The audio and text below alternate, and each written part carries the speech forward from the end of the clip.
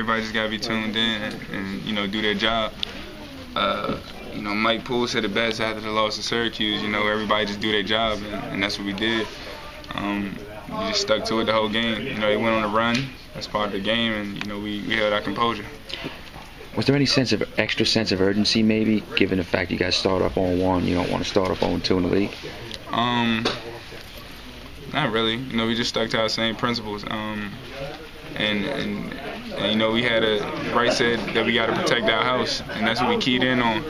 And then, we just focused on breaking the game down in the 4-minute segments, win each 4-minute segment and keep it up throughout the whole game. And we understood that they was going to go on a run, and, we just had to hold our composure.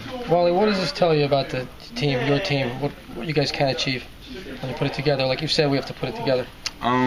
It just shows, that the sky's the limit for us. When we tune in one day, we beat a nationally ranked team, and when we get off our game, we lose, bad, and it's the up and downs. We just gotta find a way to level it out. When did you kind of find out that Coach Rice was bringing you off the bench, and what did you kind of take into that role today? Happened before, so I found out this morning. Happened before, so it wasn't really a big deal. In the first half, when you guys got off to that stretch, what kind of spurred that? When you're out in transition, getting open looks, and how do you kind of unlock that as much as you need it? Just sharing the ball, throwing the ball ahead, rebounding, and getting out on the break. When we do that, we're pretty good. The response that you guys had today, Pitt got it to 2 in the second half.